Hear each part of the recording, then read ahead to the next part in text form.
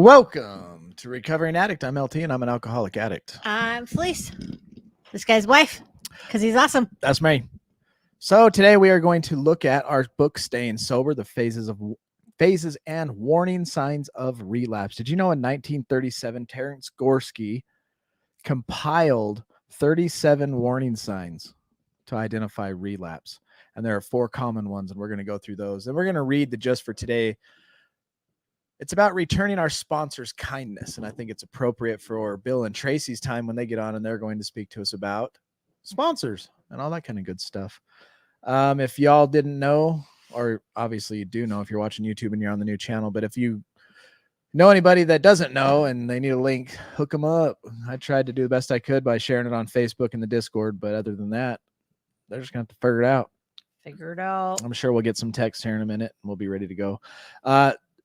That being said, this is a new channel which is not monetized, so it's brand new, and the super chat button won't work anymore. So if you ever feel led to donate, just hit our website on the donate page and donate there. Plus, YouTube took like 35% of it anyway.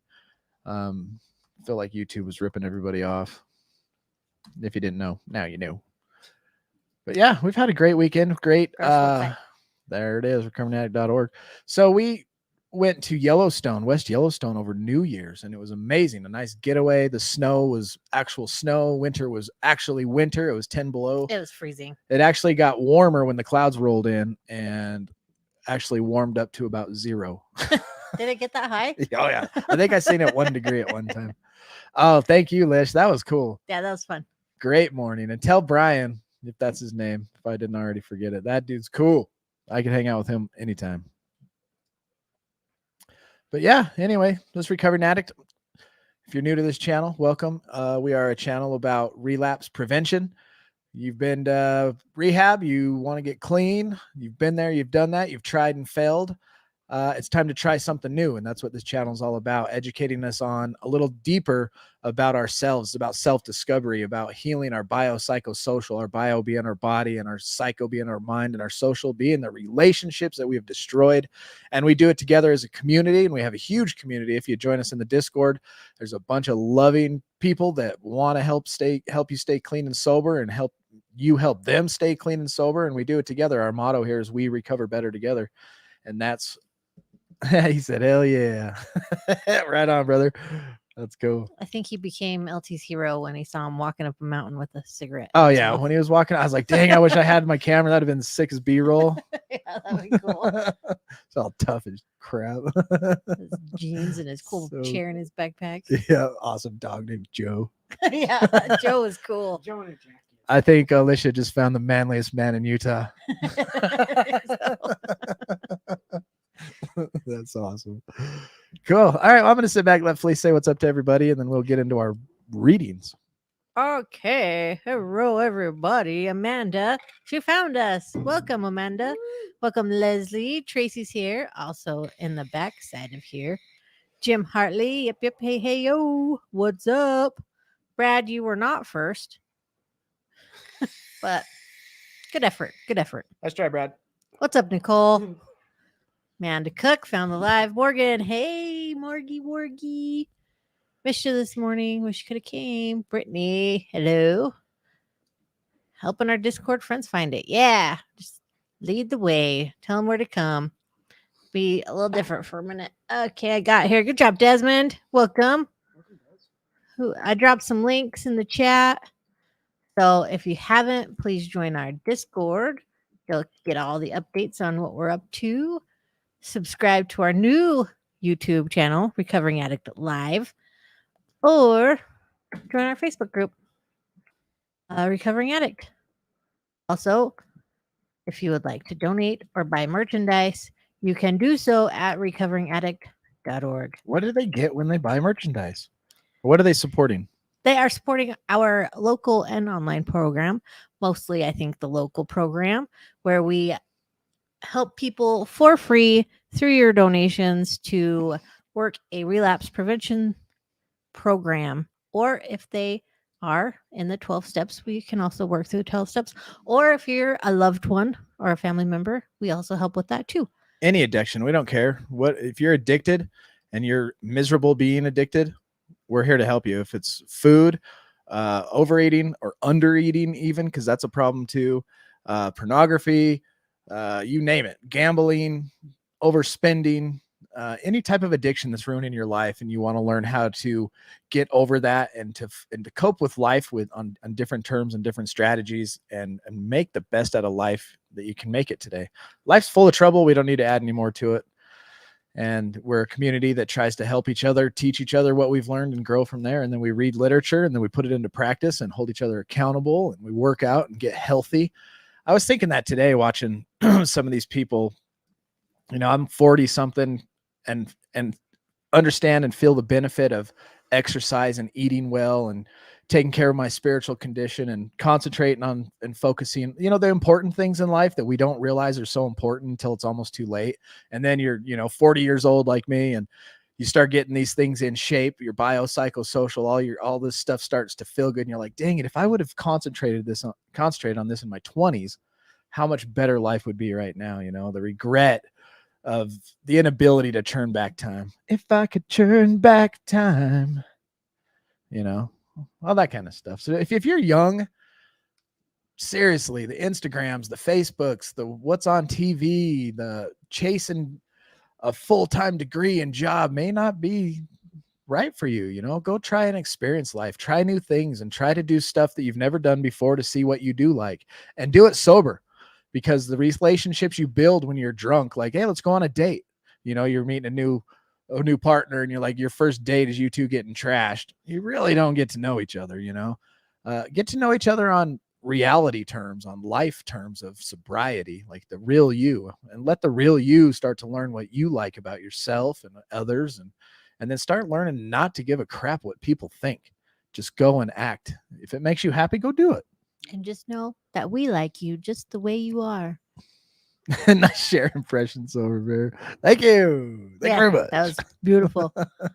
And welcome to Crab Trees, Sober Bear. I'm glad you found the YouTube side. Welcome, Teeter. Lish agrees she found the manliest man in Utah. He does exist. His name is Brian. He's got a dog named Joe. I don't know what happened to Sheree. Hopefully we find her. Aubrey, we missed you this morning. Hopefully we can make one of the hikes. Aubrey, stay there. Because you love it. Oh, we got something in the mail today. Check this out. Boom. Not sponsored. Wish we were. That'd be cool. All black, sleek. That's what happens when Aubrey comes in such a good mood. You get envious and go, it's got to be the shoes. It's their shoes. We need them. It's the high tops. Sup, Sky Lover? Jess. Sky. Welcome. What's up, Jess? Hi, Sky. Who else we got that I did not say hi to? So I've been talking to the group about stuff, and I think that's it. I think I should share with this community as well, because y'all are a part of my recovery as much as I'm as yours. The coolest shoes for the coolest kids. Yeah. Welcome to the cool kid. Finally, club. we made it. 42 years later. Now we're cool. Yeah. January, right? 2022. I have tons of optimistic joy and excitement for the future. But at the same time, it's been riddled with death already this last 2 weeks. Yeah, super weird. Very weird. We had a friend of ours getting a shootout with the cops. He lost and passed away. His funeral is shortly. We have a loved one who died in a car accident. Heartbreaking. And then a couple good celebrities, just die. Our attachment to the celebrities isn't anything but that we watched them growing up. But you still just feel it, So yeah, R.I.P. Betty. R.I.P. Betty, R.I.P. Bob Saget, and no dirty jokes, Teeter. Keep it clean. I don't know. It's just, let's make the best of 2022. You never know. You know what I mean? Like these 4 deaths. One was a fully long-lived life. Betty White. She lived up to almost to be 100 years old. Great long life, And if we're going to live that long, let's enjoy every moment we can, because no matter how long your life is, it still comes to an end. And then Bob Saget, young, 65 is young. Yeah, that's pretty young. And there's no there was no reason for him to die that they can say. They was like, there was no drug use. There wasn't any foul play of any sort, 65. So what did he do? Hopefully he was happy the last 5, 10, 25 years of his life, or at least his whole life. And then the young deaths, our family members and our friend from work, just, man, bad choices, and just take the next right step. Do something that's going to make you happy, and be nice to the person next to you at the store. You don't know what they're going through. Smile and nod. And if you walk past somebody in the store, smile and acknowledge them. That goes a long way, believe it or not. Smiling? I don't know. I'm going to start focusing on those types of small things. I thought about it the other day. We walked into Best Buy, and a lot of time people are afraid to look at you in the eye, but anybody that would look at me, I'd smile and just give them a nice little smile and a nod. Let them know that friendly people do exist. We're out here. What? I was smiling at school one day, and a teacher walks by. It says, "Nice smile." The next day, she passes me. It says, "There's my smiling boy." That's awesome. Mikey, always being a great example. All right. What does it just for today say? It says, returning our sponsor's kindness. Our earliest involvements with others often begin with our sponsor. That's basic text, page 57. Our sponsor can be an abundant source of recovery information, wisdom, and loving words. They've done so much for us, from the late night telephone calls to the hours spent listening to our recovery writing. They've believed in us and invested their time to prove it. They've lovingly and firmly shown us how to be honest. Their boundless compassion in time of turmoil has given us the strength to go on. Their way of helping has promoted us to seek our answers within ourselves, and we've become mature, responsible, confident individuals as a result. Though our sponsors have given so generously and has never demanded repayment, there are things we can do to show our appreciation. We treat our sponsor with respect. They are not a trash can designed for us to dump our garbage in. They have their time of trial just as we do, and sometimes they need our support. They are human, they have feelings, and appreciate our concern. Maybe they would like to receive a card in the mail or a phone call expressing our love. That's going to be the challenge of this week, is to reach out to somebody that has supported you in your recovery, whether that be your sponsor or just somebody that you look up to in your recovery, and let them know this week sometime that you care and appreciate them, and if they're doing okay. Okay, that's going to be our challenge for the week. So whatever we do to return our sponsor's kindness will enhance our personal recovery, not to mention the joy we will bring to our sponsor. Just for today, my sponsor has cared for me when I couldn't care for myself. Today, I will do something nice for my sponsor. Deal? Aww. Thumbs up. Give me a thumbs up if everybody's going to join this little challenge. They like your shirt, please. Oh, thanks. We went and did a pickleball tournament there. What was it? Got hair all over it. I should have worn mine. Jason Reed. I hiked in mine this morning. Foundation. Yeah. Is what it is. R.I.P. Jason. You also take your sponsor out for coffee. Nice to see you, Brandy. What brandy? Brandy Plume. Oh, Brandy Plume. I was thinking Brandy Vierno for some reason. All right. Anything you want to add? Link's got the focus. Link keeps stealing the focus. He's the There we go. main attraction. Dang it. I gotta fix that. You guys don't want to see us anyways. Link's way cuter. Sorry. Yes. There we go. Now it's not going to readjust on us. Sweet. There we go. Oh, it centered us. That was weird. Cool. Sanitizer. What was the challenge? So anyway, I'm going to jump to the Discord question Rewind. real quick on one Discord question, because somebody in here named Leslie, I'm not going to call her name out or anything. Leslie. Rhymes with Schmezley P. Rhymes with Schmezley.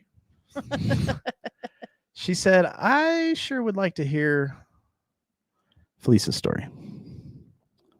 Where did it say that? Oh, yeah. I would really love to hear Felice's story. How she coped during your active addiction days, and any recommendations she may have for those loving an addict in active addiction. I didn't. That's how I coped. I'm going to listen. Didn't. I did not cope well at all.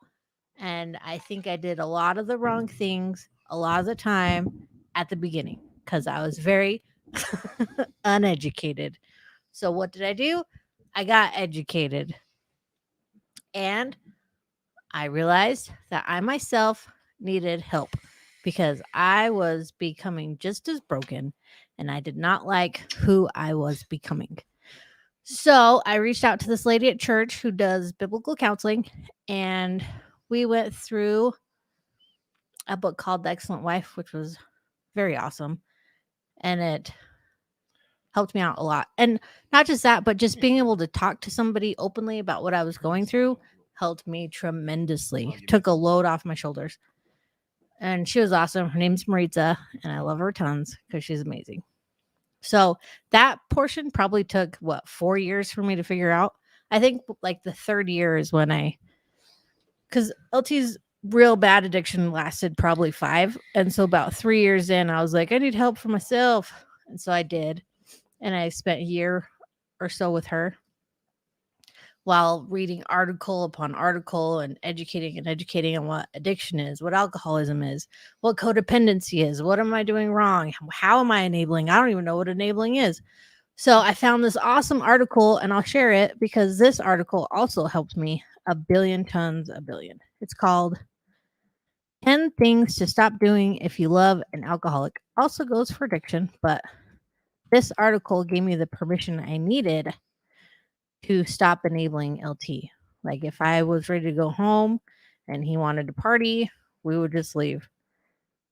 And it's just stuff like that. If he got hurt or whatever, I just let him fall in the bathroom. If that was the case, like just close the door. He wanted to be left alone. I was like, boys, go to bed. I went to bed, and that's just part of not enabling. But yeah, that article helped me a ton, and Maritza helped me a ton. And there was a lot of sadness and prayer, tons of prayer. And then just loving him from a distance, I suppose, and letting him figure out, what he needed to do without me sitting there nagging him, telling him what to do. He had to figure it out, and I had to figure myself out. So in a nutshell, that's how I coped. I see you, Jeanette. I see you, Jeanette. You're here. Don't be all John Cena on us. Can't see me. Why are you so confused? Wait, so would that make Marie roast? Well, it's kind of Felice's fault. She knew what she was getting into. I did. First time she meets me, we meet at a friend's house in the backyard, and I was like, hey, I feel like it was false advertising. let's go somewhere. We get in the car. She gets in the back seat, and I bust out my one hitter, and I start smoking weed. I was like, and somebody was like, you're bad. I was like, I smoke weed every day. You don't like it? Oh, well. okay. The second time I meet him, though, he's a completely different dude. He's got his kid, and he's fun, and he makes me SpaghettiOs. While I was high. We're going through we're watching the Book of John. You're like, what the heck? This pothead's a Christian? I was like, this guy's cool.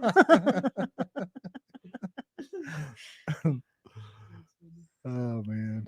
Not an angel, but thank you. Then we got drunk, and we sat in the freaking garage a few times at Steve's house. Mm-hmm. We did. Well, I was drunk. I don't know if you were. I do believe I was drunk that time. Huh. Trying to play the drums. Oh, yeah. It was a long time ago. Xylan was only 4 months old. Yeah, he was just a tiny baby. Well, all of us ended up in my bedroom just staring at Xylan sleeping on the bed. I'm like, I'm a dad, and there's my 4-month-old. I was like, cool, he's cute. He was adorable. Looked like Conan O'Brien. Yeah, they were like, woo. Anything else, Leslie? Drop them. Drop them bombs. Oh, hi from South Africa. Cool. South Africa. Millie loves the SpaghettiO story. What's up, Groove Master? Yeah, that's her favorite story, too. Welcome. Glad you're here. Ooh, South Africa. So, Leslie, is there anything else you want to ask Felice before we move on? Any follow-up questions? I was know a drunk piece of crap, and she ate a pretty lot of short. food and cried. Took care of Link. Worked swings. You know Yeah. I had addictions. Then I was born. Then Linky was born. I think if you go back in like some of our old streams. My whole story's on one of them. I just need to quit beating myself up for letting my ex go. Who said that? Leslie at the bottom. Oh. Yeah, if you gotta let him go, you gotta let him go. A lot of people, the other follow-up question I get is, why did you stay? That's usually like my next follow-up question. And why did I stay? Because I knew the man I married. I knew eventually he would have enough and get better. If I didn't know that, I probably wouldn't have stayed. And some people know and some people don't know. But I just had a feeling because of the guy he was and the guy he is. I'm pretty nice sometimes. He's pretty cool. I can dig it. But yeah, don't beat yourself up for having to let somebody go. Yeah. You can't fix people. Mm-mm. That's the hardest lesson to learn. You can't fix people. That's kind of one thing us here at Recovering Addict and like the management, I guess you could call whatever, the leaders and stuff. We've just been helping each other discuss, and it's been on my heart, obviously, because I'm the one that brings it up. But even if you are a sponsor, you're trying to help somebody in recovery, and this is my new thing, and I tell them right out of the gate, I will put as much effort into your recovery as you do. And that means if you're going to go 100%, look, I need help every day. If I give you a text or call, I'm there. I'm in it as much as you are. But if you're just going to disappear and go do drugs and then expect to come and cry about the same thing over and over and over, when we call you an asshole, right? We call those type of people assholes. You ask for advice and then you get the advice and do the complete opposite every single time. I'm not going to take it to heart anymore and let it destroy me, because I was getting there for a little while where I was just like, come on. I was putting more effort into the recovery than the person wanting to get clean and sober. And it was bad for my recovery and my happiness and my stress and everything, so only put as much effort into their recovery as they are, and be ready to match it if they're ready to go full board too. If they're ready to show up at the gym 5 days a week, you show up at the gym like with them. If they're going to ask if they can check in with you every day, be there for them to check in. Go as hard as they go. And if they decide to go back out, you can't go down with them. Yeah. There's some point for some people, you just have to move on. And Yeah. it's okay to move on. It is okay. Jeanette, I think LT is just weird. Jeanette must know me. Oh, shout out to Reyes real quick. 6 months clean. Whoop, whoop. Oh, Reyes. 6 months. 6 months. That's Get awesome. Hope if you're in Utah, come find us and we'll get you a 6 month. Yeah, are you tag. in Utah? Yeah, and if you guys call me, and a lot of times my phone's on silent or I'm sleeping because I sleep odd hours, I'll try to get back to you as fast as I can. Yeah, I know what you mean. Oh, it's Rachel. But where do you live? Fleece knew better than I did. What? Not a 6 month. That's another thing we need to add to our list, is making videos, sobriety date videos, so that we can play when that thing happens. Yeah. So let's play one just to show what we can do. And we'll cut it off right at the 60. Oh, I deleted them all. Because you said they weren't good. Yeah, I was like, these suck. Delete. You are in Ogden. Yeah, hit us We know up. that. Yeah. Come. We've met before. I swear we've met before. Oh, we met her at the Halloween party. Yeah. Yeah. We gotta get you a tag. Yeah. Hook up. Come to our gym and come to one of our meetings, and we will gladly give you one. Marilyn, good evening. Hi, Marilyn. I think he keeps still in the focus. He loves us. It loves him better. Damn it, Link. He's out of here. You don't have to leave. I was just kidding. Love your face. All right, let's get into this book real quick before the time gets away from us. The relapse process causes the recovering person to feel pain and discomfort when they're not drinking. This pain and discomfort can be so severe that the recovering person becomes unable to live normally when not drinking, and feels that taking a drink cannot be any worse than the pain of staying sober. 37 warning signs of relapse were identified in 1973 by Terence Gorski through a completion of clinical interviews with 118 recovering patients. The recovering people had 4 things in common.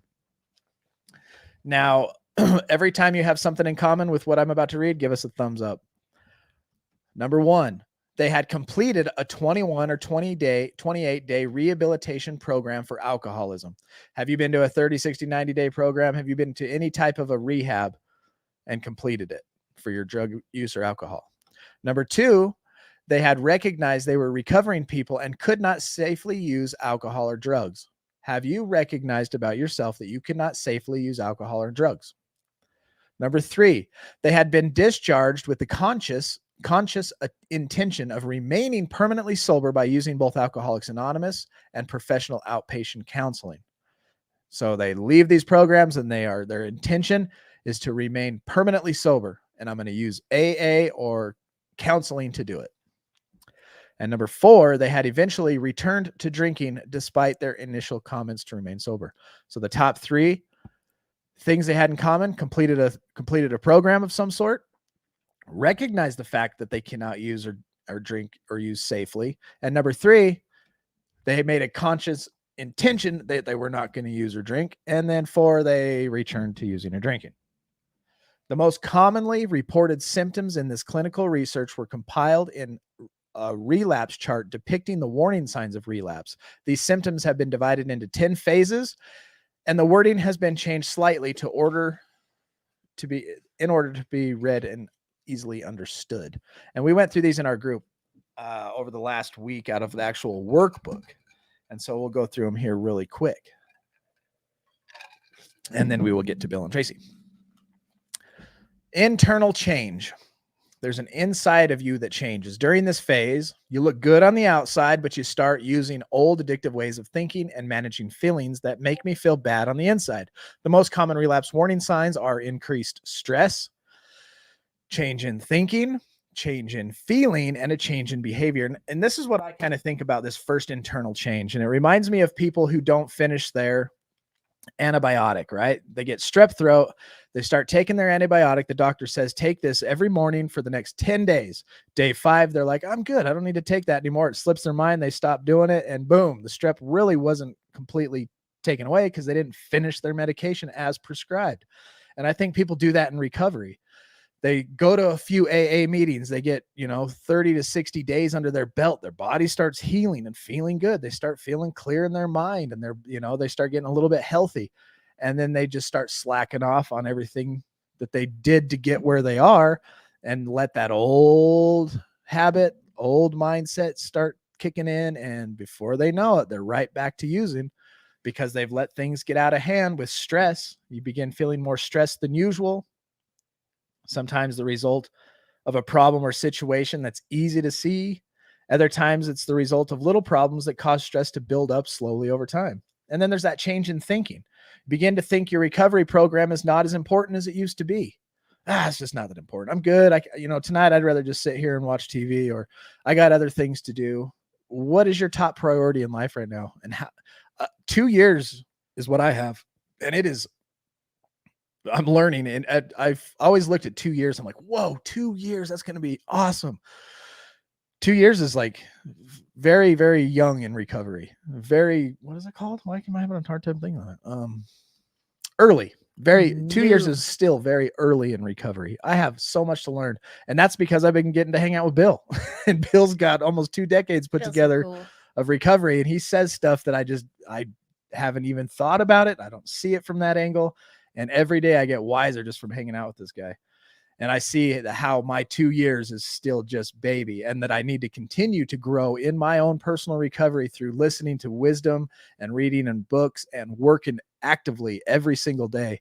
Because right now I'm at a point where I feel good enough that I could just stop doing recovery. I have that little thing in my mind that I'm good. I don't need to do that anymore. But that's not the case. I need to continue to do it because that's why I feel as good as I do today.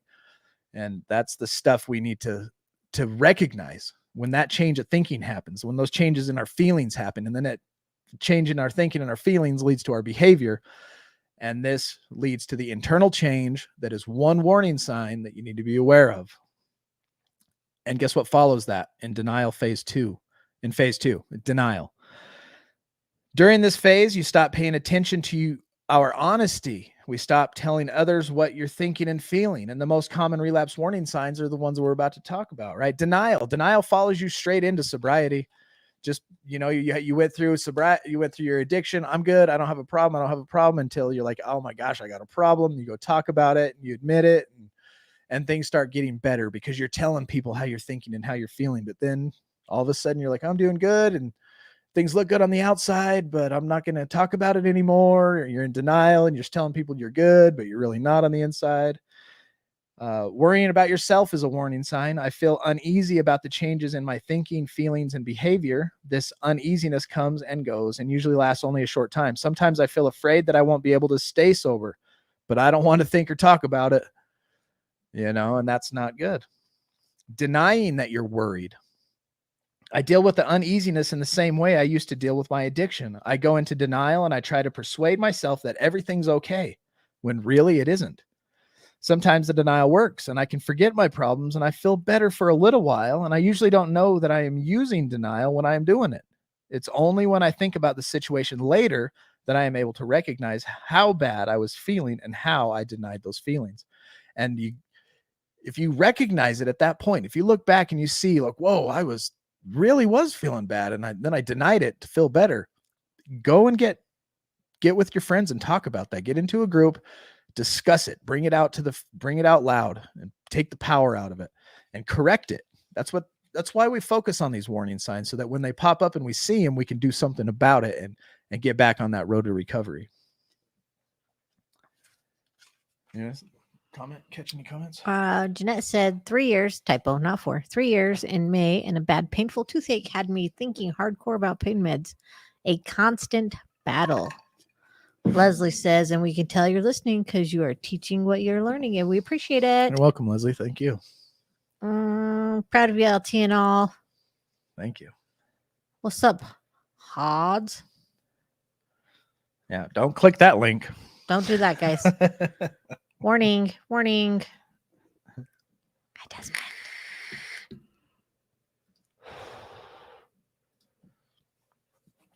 All right, y'all. It is everybody's favorite time of the show. Bill and Tracy. Bill and Tracy show. I'm so sorry, you guys. I got here and realized I was going to edit your little spot. We took some awesome, cool, cute footage, and Oh, yeah. it's gone. Well, Bye-bye. just Gone. means you got to redo it. It's Gone okay. forever? Like, I formatted my camera and it's gone. That's okay. We can do better. It was a practice shot. That's all. I got piggyback right outside. It was great. It was too Christmassy. We could do better. Well, hi everybody out there. Hello. What's up, Derek? So we really loved Just for Today. Sponsorship's a huge part of recovery for us. And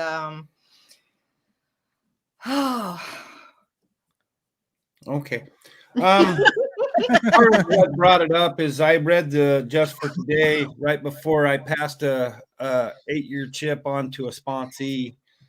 And when he spoke, he was so humble.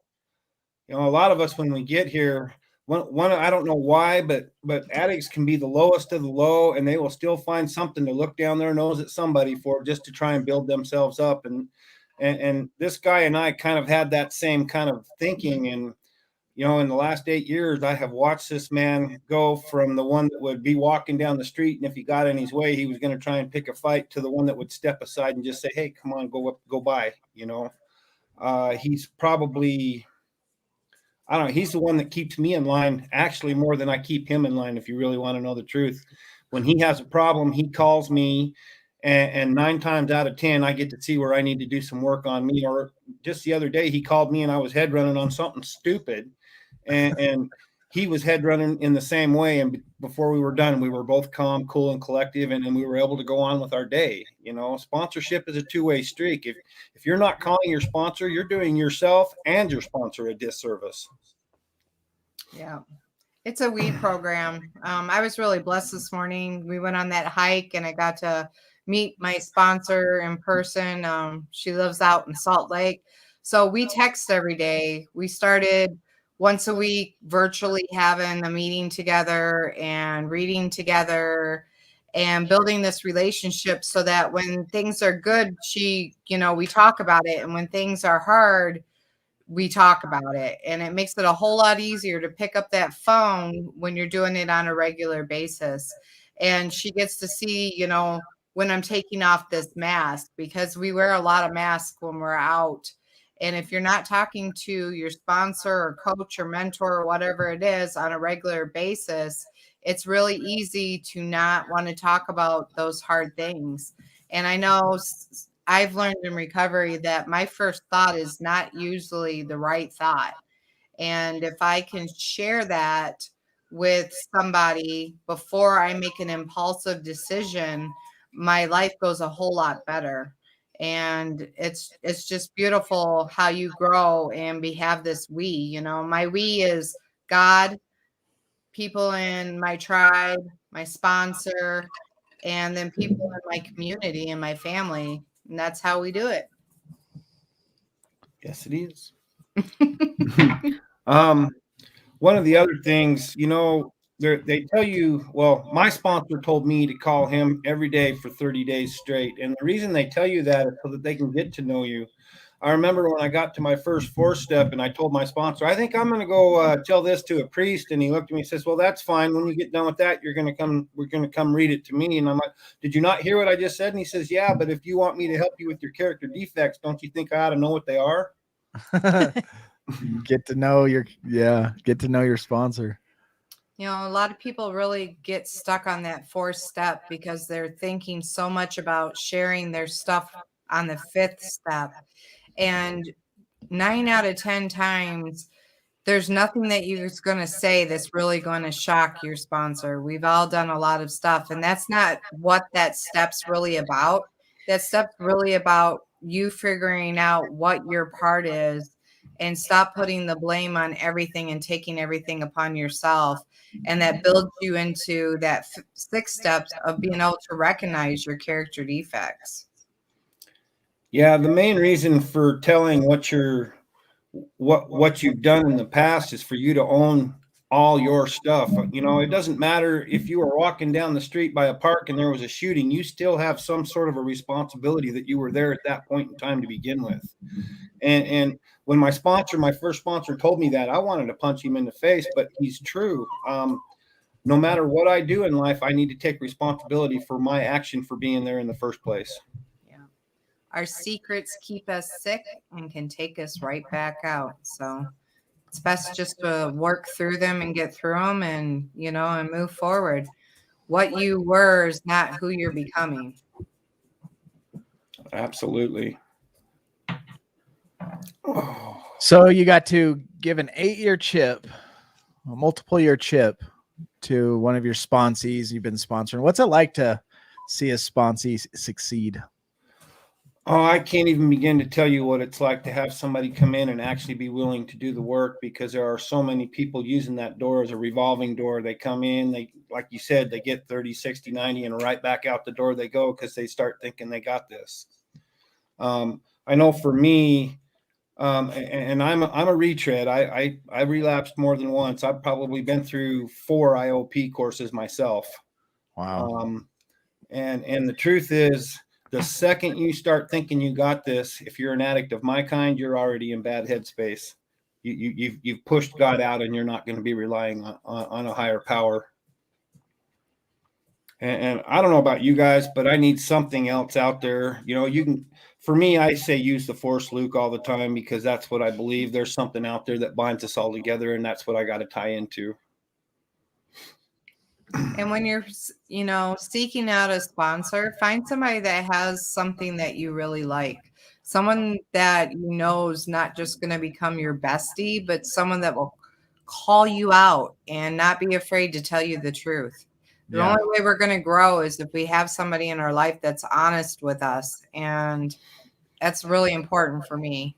A smack upside the head is better than kisses from an enemy. That's right. If you really are serious about your recovery and you don't want to go back out, I highly suggest that they want to see your puppy. Come here, puppy. They want to see your puppy. Yeah, They come here, everyone to you come up play too. until you show them what He you've went done. your way just a second ago. That's what I keep reaching down for because they keep wanting me to bring them up. Come here, girl. Come here, baby. Come on. He's so cute. Ah. Here's the big one. Yeah. She's all right. They're both just little babies. I love Gozer's attitude. He's so tough. He's like Jackie. He's full of energy. Yeah.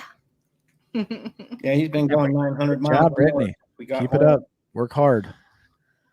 What do you think? It's time to take some questions from the Discord. Absolutely. Bum, ba-dum, ba-bum, bum, We ba-dum, got to rock it out ba-bum. first.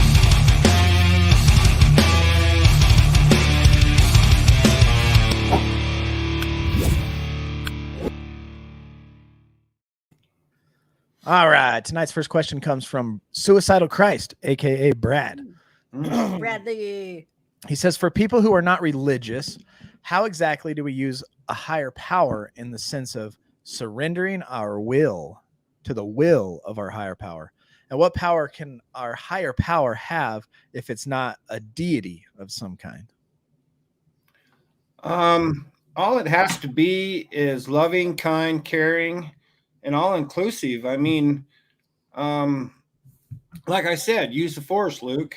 If it's something that's going to help you feel like you can move forward in your life, then that's what's going to work. I don't suggest you go find a rock or a doorknob or something like that. But, you know, the truth is, good old Mother Earth that we're on right now, that can be a power greater than yourself. Go try and stop the river by yourself, you know? I believe when you get to a point and you realize you just can't quit, and there's got to be something out there that's bigger than your disease. And, you know, for me, for a long time, that was just getting to meetings and being around those tables. That table for a while was what kept me clean. And then I started making some, you know, a group of drug addicts that were around the table.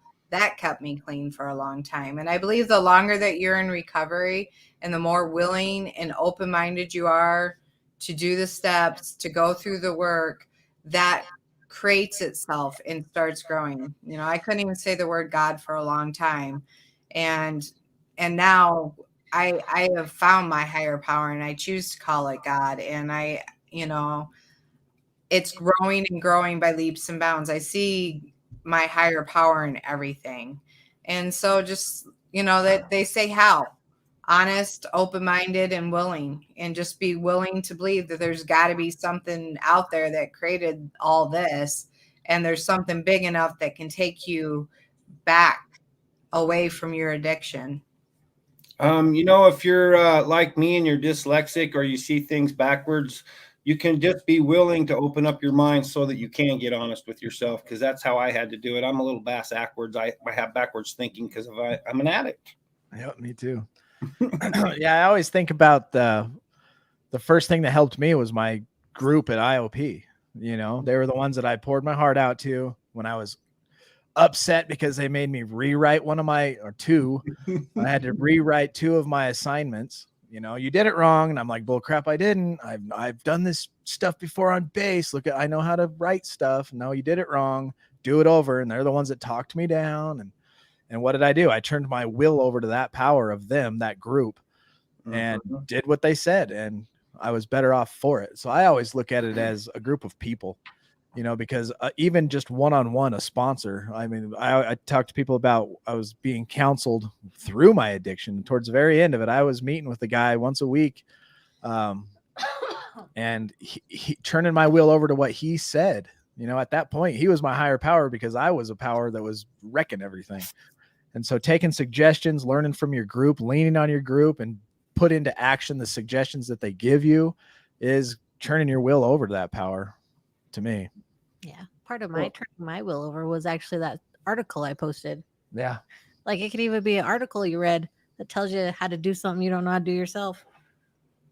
You know, they say a group of druggies, a group of drunks, and that is the rooms that you're going to. If you're going to a meeting on a regular basis, that group is helping to guide you in a direction that's different than where you've been.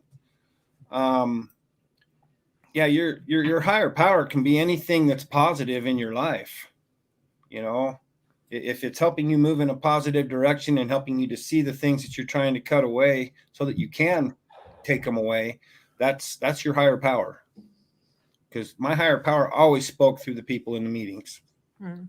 You know, I got with my one of my older sponsors, and it was right after my daughter got kidnapped and I had relapsed, and she made me make this box, God box. And I didn't like the word God at the time.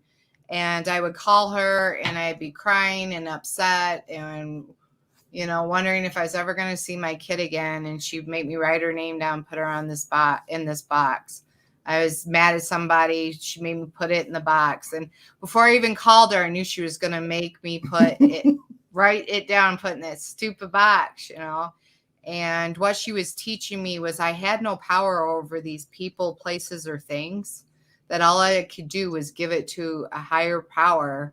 And then she would call me, I would call her and she'd say, well, my God's a loving God. And she, you know, she started sharing with me what her God was like. And then eventually I took that box on a full moon and burnt it. And now it's like, I don't need that God box to give somebody over or give a circumstance or situation over to a higher power. I just can pray. And it took me a long time to be able to get to a place I could even pray. But I'll tell you what, I found so much peace and serenity through meditation and prayer now that I can't imagine my life without it. Love you, Leslie. Night. Good night. Oh, that's awesome, Jeanette. All right, the next question comes from Kitty245. Examples of how to set good goals and intentions. I think really you just need to look at what you want. And then once you figure that out, you've got to figure out a way to get to it if you're an addict of my kind without stepping all over everybody along the way. Because I would use everybody as a step ladder and couldn't figure out why the ladder kept falling out from underneath me. And when I started doing it the right way, everything started to fall into place. It has a lot to do with the fact that we just don't think or do things right sometimes. And my goals and intentions, whether it be a daily intention or a big goal, I always put emotions. How do I want to feel if I get this? And then I put a picture up of it, you know, like for the longest time, I wanted a family reunion to get my family all back together again after my daughter got kidnapped. And so I had this family reunion picture and it says, love your mother where she's at. Even if she's crazy, you know, and because I was a pretty crazy mom back then, my kids had to deal with a lot of things with when I was sick in my addiction. And, you know, and sure enough, last year I got to fly my daughter and her new baby out here, and we had a family reunion. We went to the dinosaur park and we had a really good time all together. But I think that was on my wall for over a year before that actually happened. Alan, pay attention. Jeanette, examples of how to set goals and intentions. Alan, it's quiet time. Yeah, I always go to that speech that I heard now that I regurgitate over and over is the leading and lagging indicators. What goal are you going to set? Say you weigh 250 pounds and you want to be down to 200. And you get on the scale tomorrow and you're like, dang it, I am not at 200 yet. You're focused on the wrong part of the goal. The goal is to get down to 200. Now that that's set, you throw that out a year out, right? And then you have to go, okay, what's it going to take for me to get to that goal? You do some research, you laid out a plan, and the next day you wake up and you start working towards that goal. Okay, tomorrow I need to wake up early. The first thing I need to do is eat some protein, go on a walk, come home and eat a good, clean, balanced diet. I need to cut out the ranch at night. I need to start changing things about my diet today. And then, okay, what do I got to do tomorrow to continue to hit that goal? And if you continue to work on the leading indicators, which is the things you need to do to obtain the lagging indicator goal, you're going to surpass that goal unless instead of just continually to focus on the main goal every day and beat yourself up that you're not there yet. I believe that also falls into place of what can I do today about attaining that goal? Not what can I do tomorrow, but what can I do right now about helping me attain that goal? Because I can't get too far into tomorrow, and I can't beat myself up for not going as far as I wanted to yesterday. I just have to keep moving forward. Yep. Keep moving forward. 1 foot. in Jamie front Rose of the asks, other. and she was excited about hear a little bit of Felice's story. And then she said, maybe how to help beat the stigma of addiction. And I think what we're doing right now as two couples who have both battled addiction and are now in recovery and helping others battle addiction, and we're saying it out loud. I talk about Alcoholics Anonymous, and the anonymous part we need to start removing. Obviously, it's your life and you don't want people to know stuff, then I get it. And if somebody told me something in confidence, I wouldn't go and blurt it out to anybody. But that's why we named our program Recovering Addict. We're done, in my opinion, hiding the fact that people are suffer from addiction. And I always say you either are or you know somebody who has been addicted, or you've been personally affected by it. Everybody knows somebody. There's always somebody in the family that's a drug addict. There's always somebody in a family who's been the victim of a drug addict. You may be one or the other as well. And so talking about it wherever we go, identifying it and not hiding it from people, and if you're at work and the people ask about drinking or drugging, and you say, hey, look, I don't do that stuff no more because that stuff ruins your life, and being honest what your opinion is on drugs and alcohol. Yep. Yeah, I think it's really neat that there's a lot of people that are actually stars and stuff that are coming out now. Look at Robert Downey Jr., look at Drew Barrymore, look at these people that, it could really hurted their career, but because they know now by spending some time in sobriety, how much they have a better life today. That the life that they had when they were using Infamous almost destroyed them and everything that they did have. I think we just need to talk about it. Amen to that. I'm going to throw us a curveball here. Ooh, curveball. Let's see if I get it right. Better. You put Ghoster to sleep. I'm going to share something. You reminded me of this Ben, whatever his name is, Ben Affleck. Sober. I mean, to stay sober. How difficult is it on a scale of 1 to 10? 10 being like it's ridiculously hard. I'll tell you the truth. It depends, right? At the beginning, it's very, very hard. That's 10. Okay. You start off because you're in the habit of doing this, whatever it is. And, compulsive behavior, it's like if you limit to alcohol or alcohol and drugs, it's a sort of certain segment of society. If you look at the people that overeat, eat their fucking feelings, and end up just as unhealthy, it's a lot more. If you look at people who shop and gamble or have sex or relationships or use the fucking phone, we're very programmed to seek out rewards and get compulsive about it, gamble, whatever. Nonetheless, it's fucking hard because you've taught yourself this is the only way to ease my pain. I'm in pain. This is the only way to make it better. And I used to go to meetings and hear all these like old timers say, I'm a grateful alcoholic, and the obsession left me a long time ago. And I would get so angry, I'd be like, fuck you, you're not grateful. What are you grateful for? You fucked your life up, you're grateful? Congratulations. Boy, I want some of that too. And the obsession left you, what the fuck are you doing here? You don't want to drink? You're not an alcoholic, get the fuck out of here. I'm dealing with problems. I want to have a drink, how about that? You're just, and I resented that for a long time. And I went through a series of, I got sober for a year and a half. I wanted to be sober, I committed to it. And the problem with that fight is like, you can win 1,000 times, you only have to give in once. And you're never going to win all the time. Right. So something fundamental has to change. And I hate to say it, but the cure for addiction, the only cure I've seen, and not like these fucking overpriced rehabs or a lot of these fraudulent fixes that are sold to people. They're good people who will support you. Alcoholics Anonymous, I think by and large is a good organization. It's not the only one. The cure for addiction is suffering. You suffer enough that something inside you goes, I'm done. And I'm like lucky because I hit that point before I lost really the things that were the most important, which was not my career or money, it was my relationship with my kids. And when I felt as if It impacted them. I recognized it. It was the worst day of my life. I made amends. And for a while, I thought maybe this is temporary. This feeling is going to go away. But since that day, I swear to Christ, I have not ever wanted to drink once. Ever. Wow. So it's the easiest thing in the world. Because every time I think about it, I'm just like, holy shit, that's the worst idea in the world. I don't want that. I can't do that. And that's the piece that people find. So now I'm that asshole who's like, I'm grateful. I learned a lot. I actually got to be a better person through this process, and I've lost the obsession.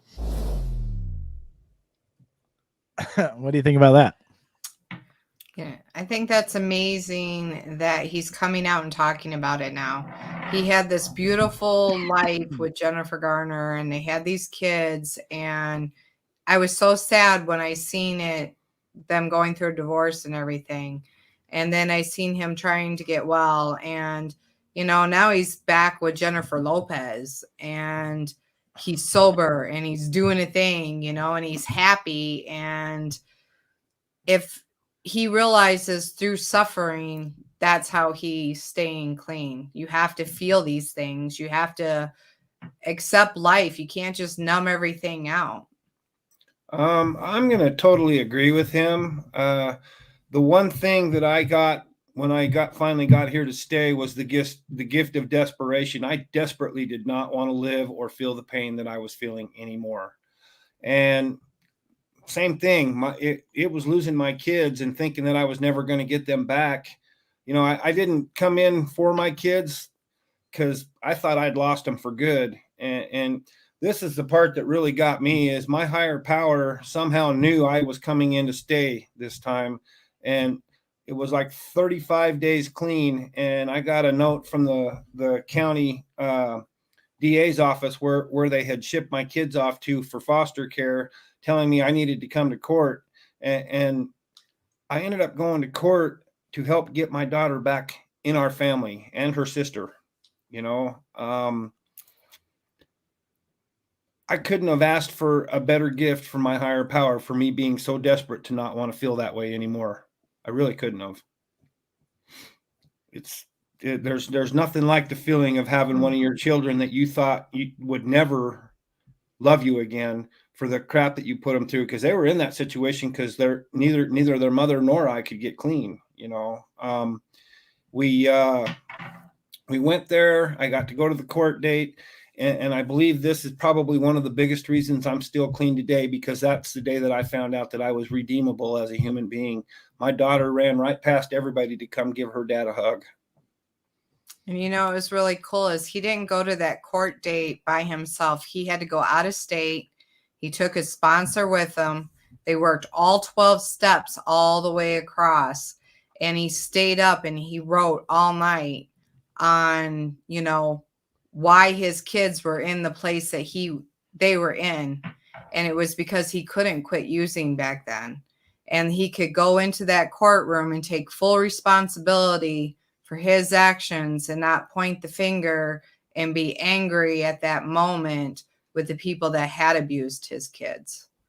And it's really a beautiful story how that all came about. And all our children, they look up to us now because we live a life in recovery. Came back full. Yeah, if you ground yourself, your whole life will come full circle. And I think that's what's going to happen with Ben Affleck too. His life's going to come full circle. Yeah, when I called my dad inside that, because my first addiction with meth, I got scared straight because I did not want to go to prison for 15 years. A year in county, that was enough for me. I was like, nope, that's not what I want. But I didn't accept the addiction or anything like that. As soon as I got off probation, I was back to smoking weed. Years later, I became a full-blown alcoholic. But the day that I called my dad and asked for help, I was completely sick and tired of being sick and tired. I had destroyed my body. I tore my left ACL in my knee, and I still wear a knee brace. Our relationship was destroyed. I was 30 pounds overweight, could barely pick up 25 pounds. I was sick. I was surrendered to the gift of desperation hit me, the gift of desperation. So that is, what they say, you got to hit rock bottom. And that's kind of what that's all about there. Even I feel like I was done. What did he say? Suffering? I was done. I was like, I don't want to go get help. I don't want to feel like this anymore. Absolutely. Thank you, Enoch. Thank you too, brother. Brad clarified something on his question from the Discord. He said, Nicole answered this as, if I use RA as my higher power, I can surrender to the knowledge that you guys have. But if I were to use my kids as my higher power, they don't have any knowledge. Brad said, I was more thinking of surrendering to God type thing. That is a good, Pat, that's good. Gift of desperation is God. Amen. Yeah, because then you cry out to the one who actually has power. Now, Brad, you have to understand. So when I choose my higher power, I'm speaking about me. I look and I read the Bible, and I look at the Bible, what the Bible says about God. And I say, and the Bible says that this God created everything that we know and see, even us. And that God has the actual power to do things. And so for me to choose a power other than that, I don't see that it actually has power and could help me. So I choose that God for me. And so to define your God as a God that actually has power or not, you got to put that to the test yourself. And that's something you're gonna have to personally challenge yourself with and go down that path. You know, is the spirit moon or whatever you want to call it have power? Does the sun have power? Do the grass in the mountains have power, you know, or does the electricity and lightning that you see have power? And where you want to put your focus. But I see that the God that created those things has the power that I'm looking for. And that's personally how I look at it, Brad. Yeah, if you can believe that, you know, you can't see air, but you know you need air to breathe. And if you ever get the air knocked out of you, yeah, it's like profound. So to me, we have a spiritual malady. And until you can get to a point that you realize, okay, I can't do this. And if I can't believe in something that can, it can be very hopeless. I can share my journey on finding a power greater than myself. You know, I must have went to every denominational church in the area. I was raised in the predominant one in this area, and I did not find my God in a church. I have my great grandma is a full blood Indian, and believe it or not, I did not feel like I'd found my higher power until I'd done my first Native American sweat lodge. And I went out of there feeling like I had just found everything I'd been looking for my whole life. And that was at almost 4 years clean. So, you know, I had to believe that I was going to hear what I needed to hear in meetings for a long time, but I kept searching for a power greater than me that I could relate to. See, it's very personal to me. I don't know about you guys, but I think your God's personal to you. What you use is very personal to you. And I had to wait until I found that one that was personal to me. Yeah. And I think once you buy into recovery and you understand what recovery is and the fact that you had completely lost yourself in addiction, and before addiction, you really didn't get to know yourself because you were just running after, you know, what you think the world wanted from you. But to buy into recovery is a path of self-discovery. You're learning everything about yourself, from who you believe your God is down to what you like to do in the mornings. You know what I mean? And so it's a personal path of self-discovery. And I put it to the test, seek them all out, study every religion, go to an Indian sweat lodge, study Buddhism, study Mormonism, study Christianity, because they're all different, and see where you get led, you know? For me, I would go and I would explore all these different things, and I'm like, okay, that works for me and that don't work for me.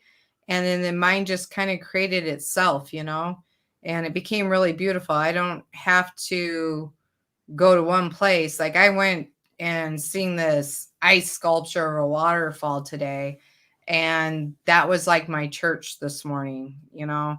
I took a moment, I had some gratitude, I listened to the water behind the waterfall, and I could just be calm and serene with awe. That's why I like to call my God awe. Pat says there's a book, Road to Wellbriety. It's a Native American way of 12 steps. Nice. Pretty cool. Never heard of that one. I'll have to check that out. All right, ready? Yes. God. God. God. God is the serenity to accept the things we cannot change, the courage courage to change the things we can, and the wisdom to know the difference. Amen. Amen. Woo. Love you guys. Love you too. And until next time, y'all, do not put yourself in a high risk situation. Stay strong, work your program, and remember, We recover better together.